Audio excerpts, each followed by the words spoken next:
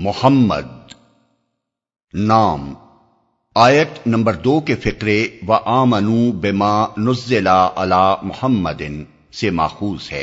مراد یہ ہے کہ یہ وہ سورت ہے جس میں محمد صلی اللہ علیہ وسلم کا اسم گرامی آیا ہے۔ اس کے علاوہ اس کا ایک اور مشہور نام قتال بھی ہے جو آیت 20 کے فقرے وذکر فیہ القتال سے ماخوذ ہے۔ زمانہ نزول اس کے مضامین یہ شہادت دیتے ہیں کہ یہ ہجرت کے بعد مدینہ طیبہ میں اس وقت نازل ہوئی تھی جب جنگ کا حکم تو دیا جا چکا تھا مگر ابھی جنگ عملاً شروع نہ تھی۔ اس کے مفصل دلائل آگے حاشیہ 8 میں ملیں گے۔ تاریخی پس منظر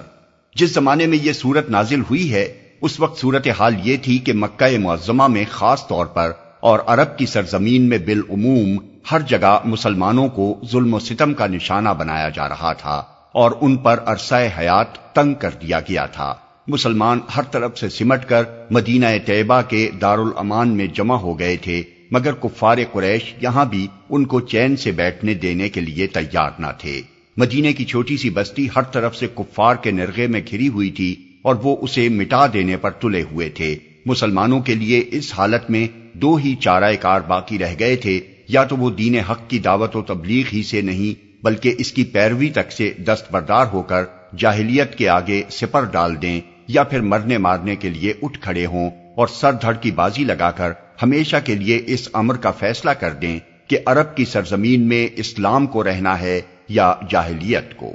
اللہ تعالیٰ نے اس موقع پر مسلمانوں کو اسی عظیمت کی راہ دکھائی جو اہل ایمان کے لیے ایک ہی راہ ہے۔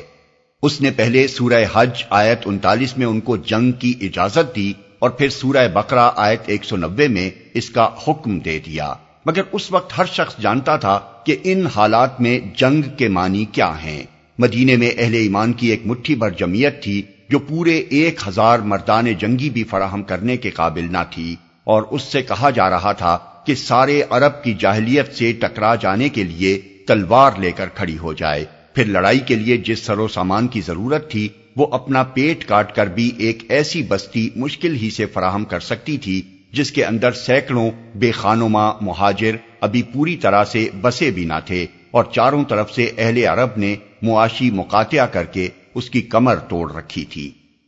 موضوع اور مضمون یہ حالات تھے جن میں یہ سورہ نازل فرمائی گئی۔ اس کا موضوع اہل ایمان کو جنگ کے لیے تیار کرنا اور ان کو اس سلسلے میں ابتدائی ہدایات دینا ہے۔ اسی مناسبت سے اس کا نام سورہ قتال بھی رکھا گیا ہے۔ اس میں ترتیب وار حسب ذیل مضامین ارشاد ہوئے ہیں۔ آغاز میں بتایا گیا ہے کہ اس وقت 2 گروہوں کے درمیان مقابلہ درپیش ہے۔ ایک گروہ کی پوزیشن یہ ہے کہ وہ حق کو ماننے سے انکار کر چکا ہے اور اللہ کے راستے میں سد راہ بن کر کھڑا ہو گیا ہے، اور دوسرے گروہ کی پوزیشن یہ ہے کہ وہ اس حق کو مان گیا ہے جو اللہ تعالیٰ کی طرف سے اس کے بندے محمد صلی اللہ علیہ وسلم پر نازل ہوا تھا۔ اب اللہ تعالیٰ کا 2 ٹوک فیصلہ یہ ہے کہ پہلے گروہ کی تمام سعی و عمل کو اس نے رائے گاں کر دیا اور دوسرے گروہ کے حالات درست کر دیے۔ اس کے بعد مسلمانوں کو ابتدائی جنگی ہدایات دی گئی ہیں، ان کو اللہ کی مدد اور رہنمائی کا یقین دلایا گیا ہے، ان کو اللہ کی راہ میں قربانیاں کرنے پر بہترین اجر کی امید دلائی گئی ہے، اور انہیں اطمینان دلایا گیا ہے کہ راہ حق میں ان کی کوششیں رائے گاں نہ جائیں گی بلکہ دنیا سے لے کر آخرت تک وہ ان کا اچھے سے اچھا پھل پائیں گے۔ پھر کفار کے متعلق بتایا گیا ہے کہ وہ اللہ کی تائید اور رہنمائی سے محروم ہیں، ان کی کوئی تدبیر اہل ایمان کے مقابلے میں کارگر نہ ہوگی اور وہ دنیا میں بھی اور آخرت میں بھی بہت برا انجام دیکھیں گے۔ انہوں نے اللہ کے نبی کو مکہ سے نکال کر یہ سمجھا کہ انہیں بڑی کامیابی نصیب ہوئی ہے، حالانکہ دراصل یہ کام کر کے انہوں نے اپنی تباہی کو خود اپنے اوپر دعوت دے دی۔ اس کے بعد منافقین کی طرف روئے سخن پھرتا ہے جو جنگ کا حکم آنے سے پہلے تو بڑے مسلمان بنے پھرتے تھے مگر یہ حکم آ جانے کے بعد ان کے ہوش اڑ گئے تھے اور وہ اپنی عافیت کی فکر میں کفار سے ساز باز کرنے لگے تھے تاکہ اپنے آپ کو جنگ کے خطرات سے بچا لیں۔ ان کو صاف صاف خبردار کیا گیا ہے کہ اللہ اور اس کے دین کے معاملے میں منافقت اختیار کرنے والوں کا کوئی عمل بھی اللہ کے ہاں مقبول نہیں ہے۔ یہاں تو بنیادی سوال جس پر تمام مدعیان ایمان کی آزمائش ہو رہی ہے یہ ہے کہ آدمی حق کے ساتھ ہے یا باطل کے ساتھ،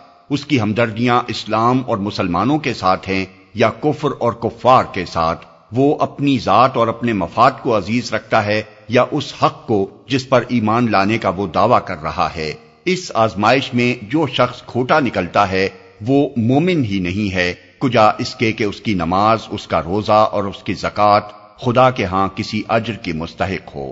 پھر مسلمانوں کو تلقین کی گئی ہے کہ وہ اپنی قلت تعداد اور بے سر و سامانی اور کفار کی کثرت اور ان کے سر و سامان کی فراوانی دیکھ کر ہمت نہ ہاریں، ان کے آگے صلح کی پیشکش کر کے کمزوری کا اظہار نہ کریں،